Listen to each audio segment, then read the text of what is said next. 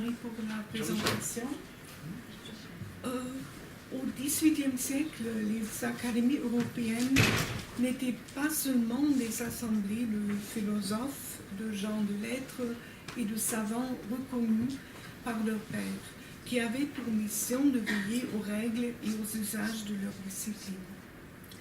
En ce qui concerne le langage, les académies devaient bien sûr s'occuper de la normalisation des langues, mais elles incitaient aussi à la réflexion sur le langage et la littérature.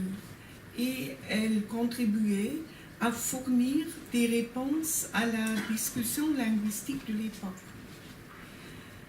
Pour cela, plusieurs académies européennes utilisaient des concours dont les sujets étaient le résultat parfois d'un long débat à l'intérieur des institutions.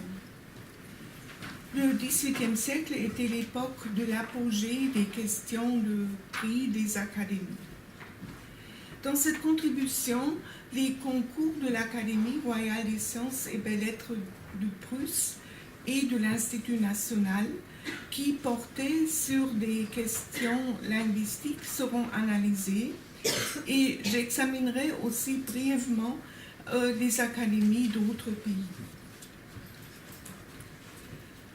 Le renouvellement du concept d'une académie dans la deuxième moitié du XVIe siècle commençait en Italie et il visait la formation humaniste dans la langue vernaculaire et la littérature écrite correspondante, ainsi que l'intégration de la bourgeoisie savante. Il y avait plusieurs sociétés savantes régionales, dont la principale était l'Accademia della Crusca, qui se dédiait à la culture de la langue maternelle représentée par les textes des trois couronnes. En ce qui concerne l'Académie française, l'échiquier politique à l'époque de sa fondation peut être relevé à partir du projet de l'Académie pour servir de préface à ses statuts de Nicolas Faré. Selon Faré, la nouvelle Académie ne sera plus constituée de savants humanistes disposant d'une érudition universaliste et encyclopédique, mais de gens qui avaient juste des connaissances correspondant à celles d'un honnête homme. Vers la fin du XVIIIe siècle, il y avait des tentatives de prendre en compte la nouvelle réalité sociale et intellectuelle, comme la mise au concours de l'éloge de Jean-Jacques Rousseau, mais les académies privilégiées étaient considérées comme des foyers d'aristocratie littéraire. À la place de l'Académie, l'Institut national, fondé en 1795, devint la base des idéologues avec sa section des sciences morales et politiques. Cette institution a lancé un concours sur l'influence des signes sur la pensée dans l'année 1796 qui fut renouvelé 2 ans plus tard. La Royal Society en Angleterre fut fondée en 1660, produisant une rupture dans la conception de l'épistémologie des sciences. La devise de cette académie était « Nullius in verba », ce qui exprime la volonté déclarée de ne pas avoir confiance en des mots ni en des autorités. Le scepticisme de cette académie s'appuie sur la théorie empiriste de Locke, qui exigeait l'explication des idées dénommées par les mots en lesquels il n'avait pas confiance. Même si la Royal Society ne discutait pas de problème linguistique, le problème du rôle de la langue pour la pensée était présent par sa portée épistémologique. En Espagne, au contraire, la Real Academia Española avait une grande influence sur la normalisation de la langue depuis sa fondation jusqu'à nos jours.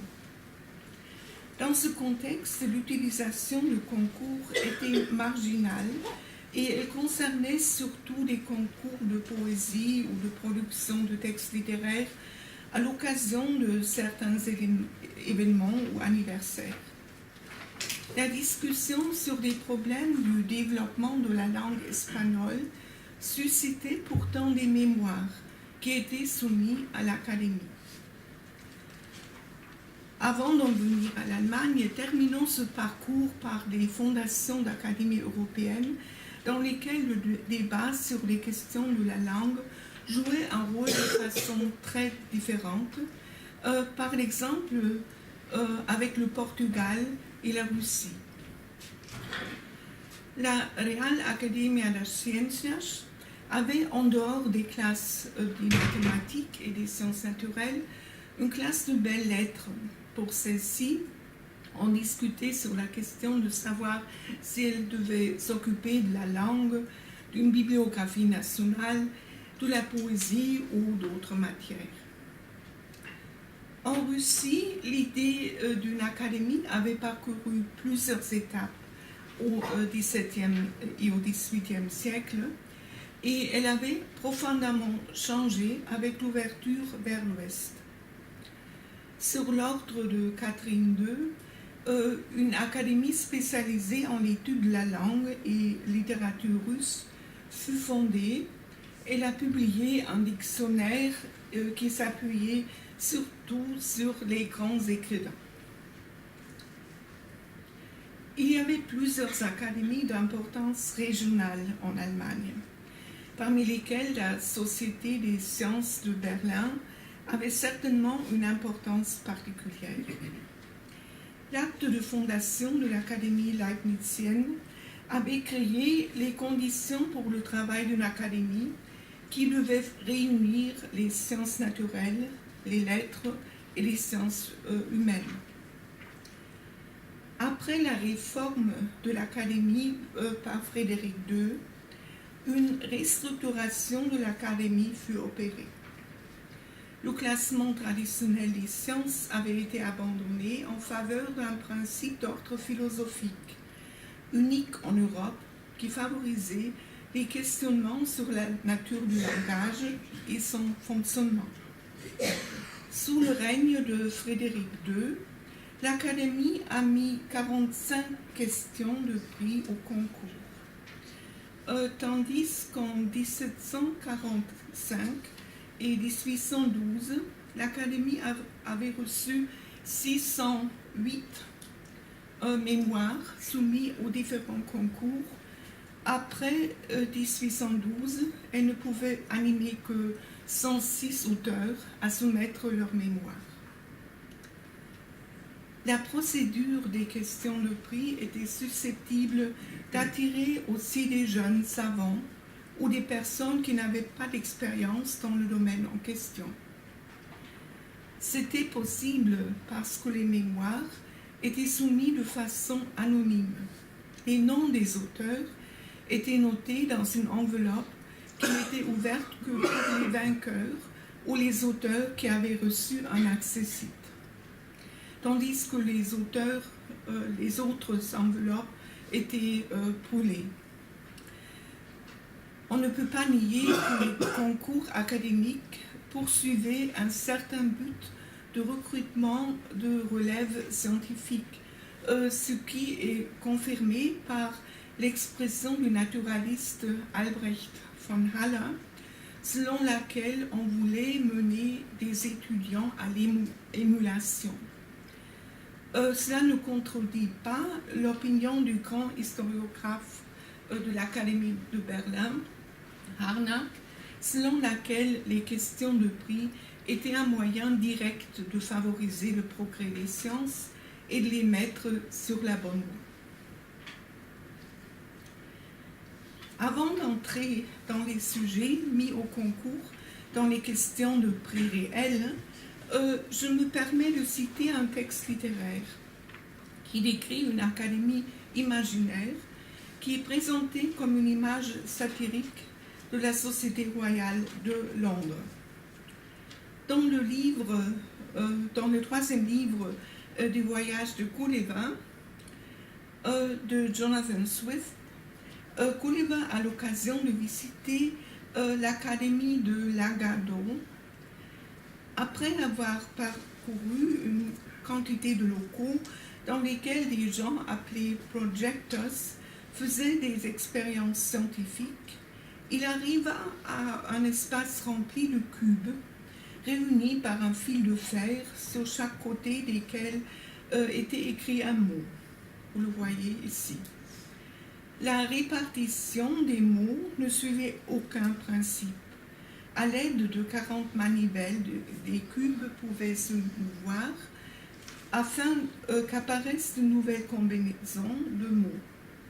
Après avoir vérifié que les combinaisons étaient correctes, les chercheurs devaient les archiver. Le but de ce modèle précoce d'une machine à générer des textes était de déterminer tout ce qui peut être exprimé par les mots de la langue et ainsi de circonscrire systématiquement la connaissance des choses désignables. Cette entreprise ne pouvait fonctionner que si les mots représentaient complètement les choses. Cela présuppose bien sûr une langue complètement purifiée des métaphores, de la polysémie, des fantasmes et des mensonges. D'une manière satirique, Swift exagère l'idéologie de progrès des Lumières et son pathétisme de l'amélioration, de l'allègement et de l'utilité. Tandis que dans cette expérience, les choses et la vérité disparaissent, Swift décrit un deuxième projet dans lequel il n'y a plus de mots. Cette façon de communiquer faciliterait la priorité des discours sur les choses et elle ralentirait l'usure des poumons. La représentation des choses serait plus transparente si on reconnaissait aux mots en utilisant les choses elles-mêmes pour communiquer. Dans ce système désarbitrarisé, le signifiant, le signifié et le référent ne se distinguent plus. Cependant, dans ce genre de sémiotique à un chiffre, non seulement la communication, mais aussi l'usager succombe sous le poids des choses. Derrière cette description, on reconnaît facilement la théorie de l'empirisme anglais et sa description des relations entre la langue et la pensée. Pour Locke, le chemin le plus sûr vers la connaissance est la mise en doute des idées innées et la considération des choses elles-mêmes. Le problème de la relation entre les signes et la pensée apparaît sous plusieurs aspects dans les questions de prix au siècle des Lumières. Il était discuté sous l'aspect de la particularité des différentes langues et de son influence sur la cognition et vice-versa. On l'examinait du point de vue historique en soulevant la question de l'origine du langage et la capacité de l'homme à inventer ce dernier. Les avantages d'une langue étaient étudiés ainsi que les possibilités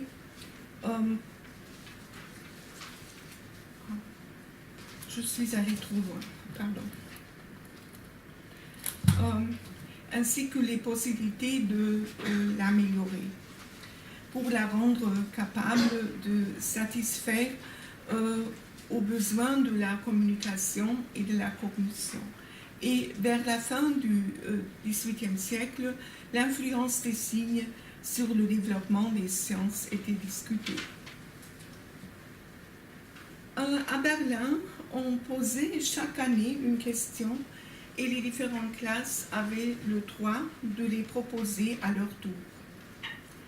Le premier concours sur un problème linguistique annoncé pour 1759 portait sur le sujet suivant. Quelle est l'influence réciproque des opinions du peuple sur le langage et du langage sur les opinions? Après avoir fait percevoir comment un tour d'esprit produit une langue, qui donne ensuite à l'esprit un tour plus ou moins favorable aux idées vraies, on pourrait rechercher les moyens les plus praticables de remédier aux inconvénients des langues. On envisageait bien sûr les avantages et les désavantages d'une langue en tant que moyen de communication, mais de façon plus importante encore, son rôle pour la pensée, les opinions, le développement des sciences, bref, pour le développement des capacités cognitives de l'homme. Il y avait cependant aussi une dimension historique de la question proposée. C'était tout d'abord certaines opinions, certaines manières de penser qui s'exprimaient dans les langues. Ceci contribuèrent à stabiliser les opinions qui, de cette manière, pouvaient devenir des préjugés. Les mémoires présentées à l'occasion de ce concours furent tous publiés dans un volume en 1760, c'est-à-dire un an après le décernement du prix à Johann David Michaelis, un orientaliste de Göttingen. Normalement, seul le mémoire couronné était publié aux frais de l'Académie. Il y a une explication facile à cette exception. Plusieurs mémoires ne répondaient pas vraiment à la question posée par l'Académie, mais traitaient un autre sujet, notamment l'origine du langage, qui sera posée comme question à un autre concours. Pour la mise au concours du sujet des influences des langues sur les opinions et des opinions sur les langues, l'Académie a certainement pris en compte un écrit de son président Maupertuis, qui avait déclaré dans les réflexions philosophiques sur l'origine des langues qu'il y avait des restrictions cognitives produites par les langues. Il propose la comparaison de langues fort différentes pour voir que les manières de penser des peuples qui les parlent sont si dissemblables qu'il serait impossible de traduire entre elles. Maupertuis avait vite abandonné cette position relativiste extrême, mais l'auteur du deuxième mémoire français soumis au concours reprend cette opinion tout en copiant quelques formulations de Maupertuis. L'auteur du premier mémoire français suit les topiques de la discussion sur le langage sans toutefois y ajouter des pensées personnelles. Le second mémoire, en allemand, n'arrive pas au sujet proposé, mais il décrit l'émergence du langage.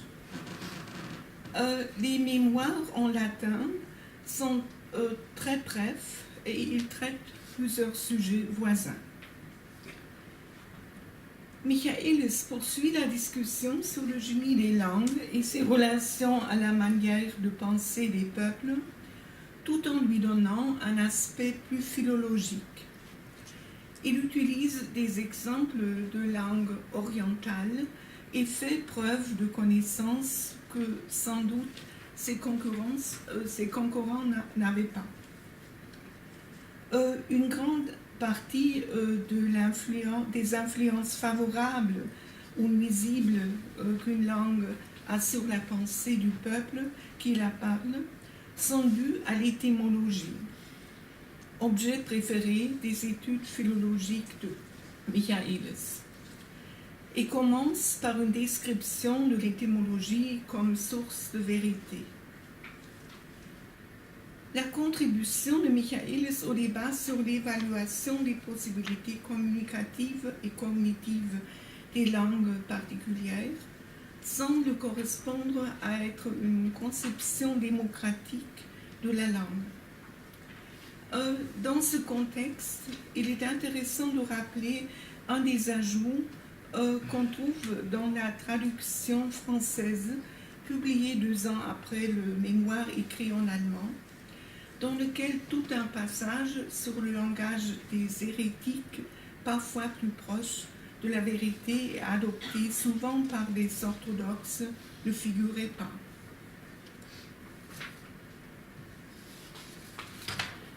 Dans un autre texte ajouté, Michaelis discute le problème d'une langue universelle à créer pour la communication entre les peuples.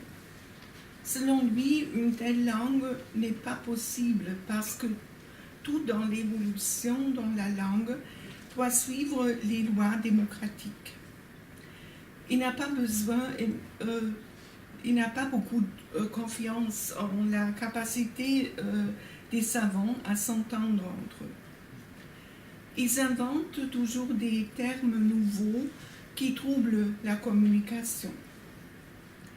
Avec cette affirmation, Michaelis contredit le fondateur de l'ancienne Société savante de Berlin, Leibniz, qui avait discuté à plusieurs reprises la possibilité d'une langue universelle, formelle, qu'il appelait la caractéristique universelle, qui devait permettre le développement de tous les discours rationnels. À la fin de son mémoire, Michaelis avait proposé à l'Académie de poser une autre question qui, en effet, allait devenir le sujet d'un autre concours. Comment une langue pouvait-elle naître parmi les hommes qui n'en avaient pas